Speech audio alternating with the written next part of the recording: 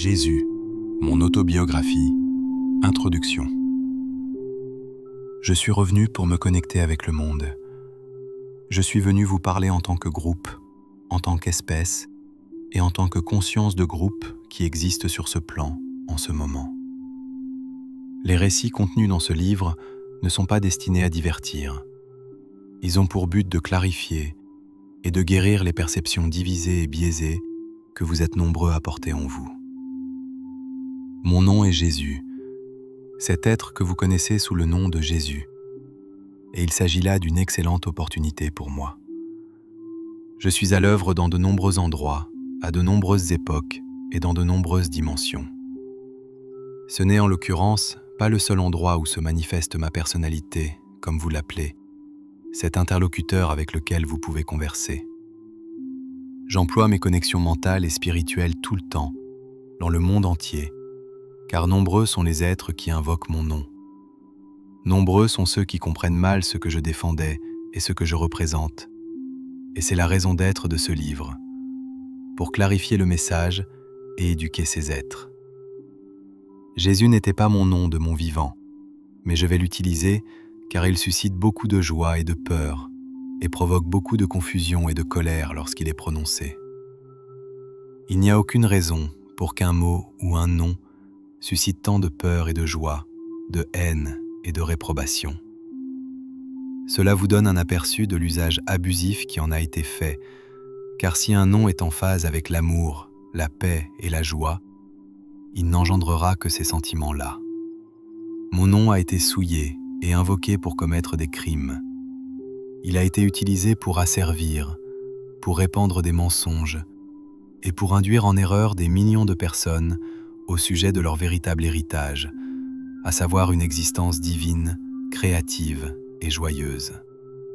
Ce sujet semble donc ardu et difficile à aborder, mais il est très important que toute la lumière soit faite sur mon existence, car nombreux sont ceux qui, je suis désolé de le dire, qui souffrent en raison de conceptions erronées et d'idées fausses au sujet de ce que j'étais, de ce que signifiait ma vie et de ce qui est arrivé au cours de ce périple. Il y a eu des inventions, il y a eu des déformations et il y a eu des mensonges éhontés.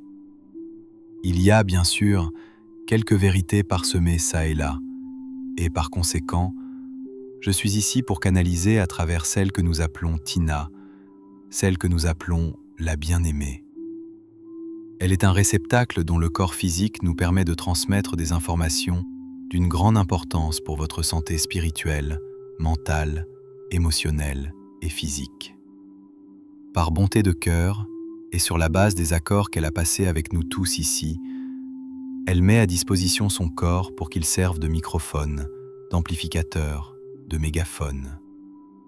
Elle diffuse ainsi, à travers le monde, les paroles du monde non physique auxquelles elle prête sa voix pour que vous puissiez les entendre. Nous sommes ici pour vous libérer de vos perceptions erronées. Nous sommes ici pour que vous puissiez vous aligner sur la vérité afin que vous cessiez de souffrir. Ces histoires, ces récits, ces mensonges et fabulations altèrent votre capacité à vous connecter aux informations divines, ainsi que votre faculté à établir des relations avec d'autres êtres humains dans un esprit de bienveillance, de compassion et d'égalité. Aussi longtemps que ces mensonges persisteront sans contradiction, et aussi longtemps qu'ils demeureront sans qu'une voix ne s'élève pour raconter la véritable histoire, alors ces mensonges et ces perceptions erronées, ces contre-vérités, continueront à déformer la vie de personnes généreuses, sincères et aimables, qui pensent faire ce qui est juste parce qu'elles lisent la parole de Dieu. Ce n'est pas la vérité. La Bible n'est pas la parole de Dieu. Car il y est souvent question de mort.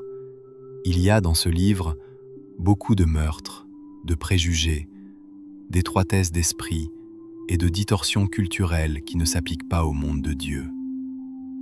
Ces choses-là ne s'appliquent pas au monde du divin, aux hautes sphères de lumière et d'amour, de joie et de créativité. Ce sont des récits écrits par des êtres humains, traduisant le point de vue de nombreux hommes et malheureusement de très peu de femmes. Ce texte, cette compilation de récits que vous appelez la Bible, a été déformé par des préjugés culturels et des structures de pouvoir que vous avez à présent oubliés.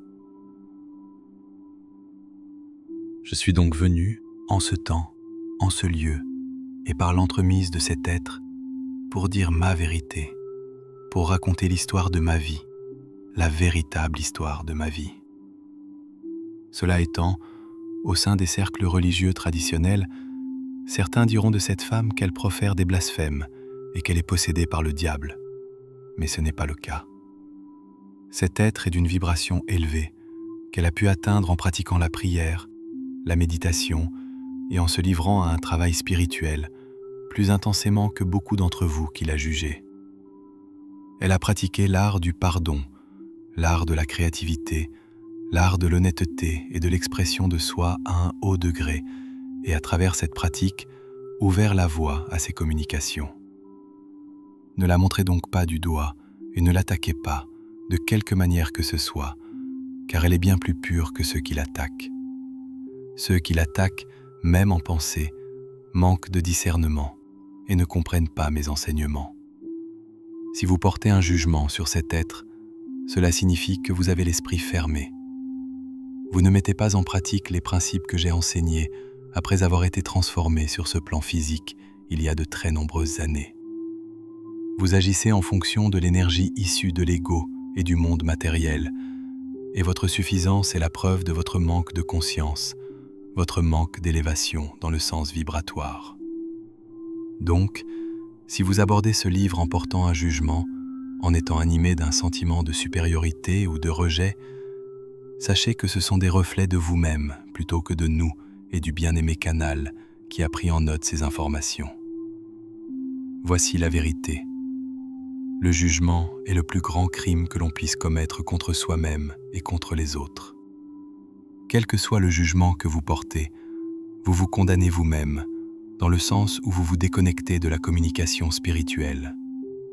Vous vous déconnectez du flux d'abondance et d'amour, de celui que vous appelez Dieu, la force bienveillante qui guide cet univers et qui guide les enseignements et les processus qui éclairent, aident et assistent les êtres sur leur chemin vers les plus hautes sphères.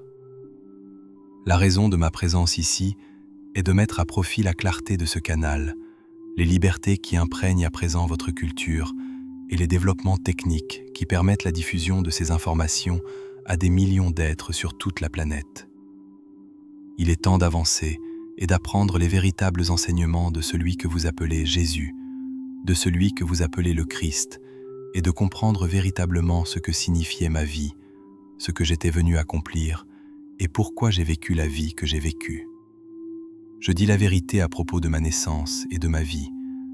J'évoque certains récits qui sont relatés dans la Bible, mais je vous présente les événements de la manière dont ils se sont véritablement déroulés. Je décris certains de mes traits de caractère, mes traits humains, et je définis ce que je suis, qui je suis, et pourquoi ces choses se sont produites. Vous serez en mesure de comprendre la vérité et vous commencerez ce reconditionnement, ce réajustement de votre esprit, de vos pensées et de vos croyances au sujet de ma vie, ma raison d'être et ma finalité ultime, mais ce processus sera long. Ce récit amorcera le changement, il n'accomplira pas le changement.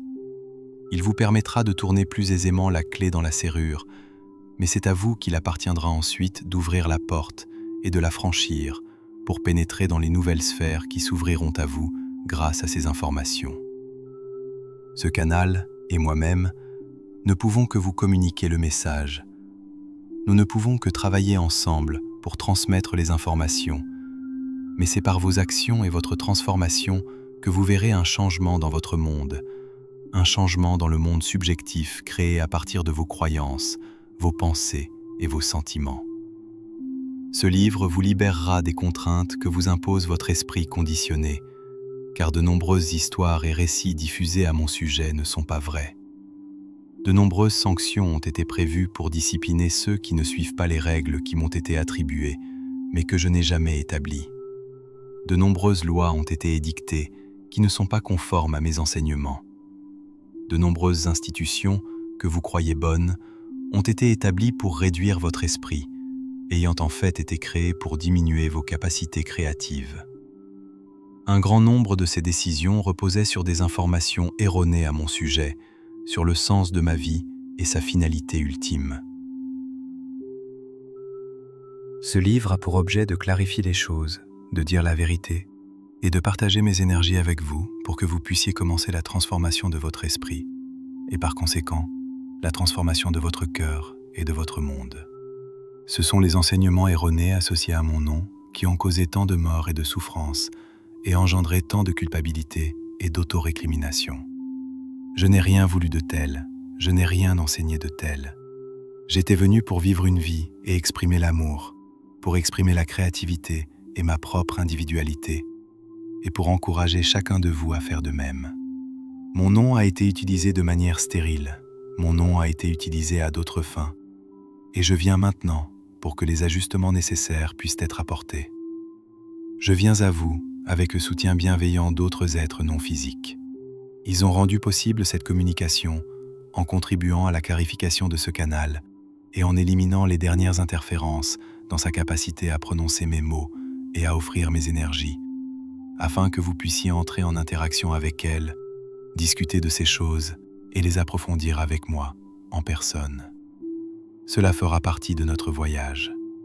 Une partie de votre voyage consistera à dialoguer avec moi et à parler de ce que j'ai réellement vécu.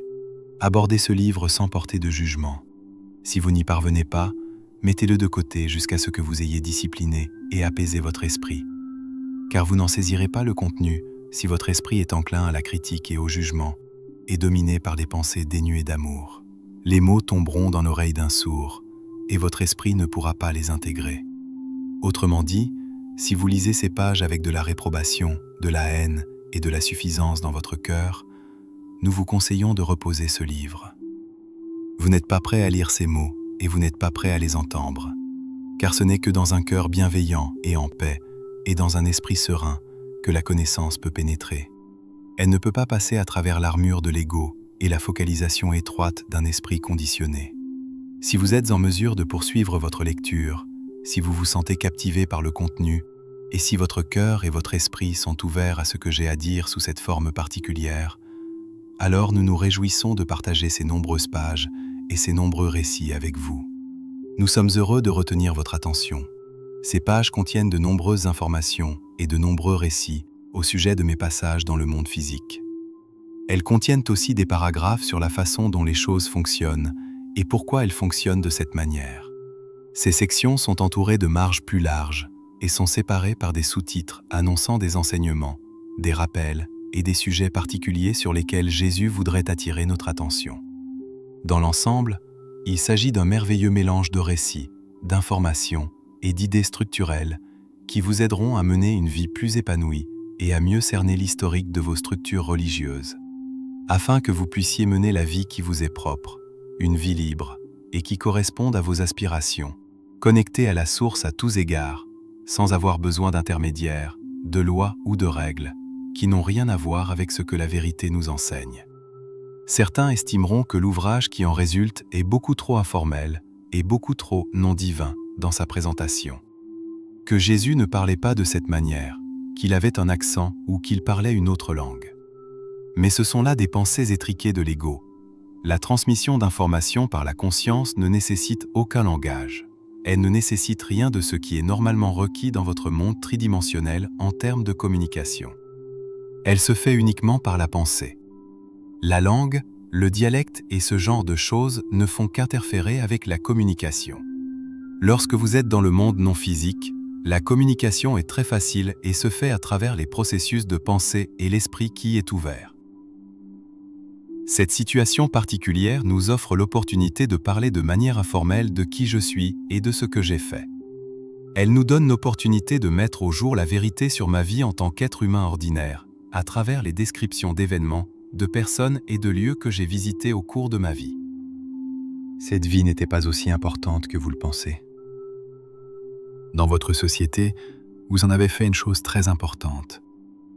Vous en avez fait un fil directeur majeur dans le développement de votre culture, et ce fil directeur s'est trouvé inextricablement lié à l'ensemble de vos institutions. Il se trouve inextricablement lié à l'ensemble de vos croyances à propos d'une multitude de sujets différents. C'est pourquoi il est très important de démêler l'écheveau constitué par ce narratif et votre culture. Et tel est l'objet de ce livre. Nous vous transmettons ce en quoi a véritablement consisté ma vie, pour que vous puissiez commencer à comprendre qu'un grand nombre des versions produites par vos institutions traduisent leurs efforts pour contrôler, réprimer, administrer et intimider. Ma vie ne correspond pas à ce qu'elles en ont dit, et je n'étais pas celui qu'elles disent que j'étais. C'est pourquoi j'ai engagé le dialogue sous cette forme, dans un genre décontracté et familier. On remarquera que je m'exprime de manière ordinaire. Il n'y a pas de chœur qui chante à l'arrière-plan. Je suis une conscience ordinaire, un peu plus élevée cependant. Les temps sont mûrs. Une révolution spirituelle est nécessaire. Les fondations ont été mises en place par vos philosophies New Age, mais il est temps de déconstruire les vieilles structures qui vous ont retenu prisonniers pendant si longtemps. Il est temps d'abattre les murs, pierre par pierre, qui vous ont empêché de voir la liberté et la joie que vous êtes en droit d'exprimer. Il est temps de démanteler les barbelés que constituent les préjugés et l'étroitesse d'esprit, érigés par de nombreuses religions pour vous maintenir enfermés dans le camp de concentration de votre propre esprit, limité par de fausses règles et de fausses doctrines qui ne véhiculent pas la vérité. Je suis heureux de communiquer à nouveau avec vous. Je suis celui que vous appelez Jésus. Je suis celui qu'on a appelé le Fils de Dieu. Mais je ne suis pas plus le Fils de Dieu que vous. Vous l'êtes aussi. Vous êtes tous les fils et les filles de Dieu, et nous sommes tous égaux. Certains sont juste plus avancés sur la route, c'est tout. Nous nous retournons souvent pour saisir la main de quelqu'un qui est assis sur le côté, fatigué et désillusionné. Tel est notre but. Nous aider les uns les autres sur le chemin de l'éveil.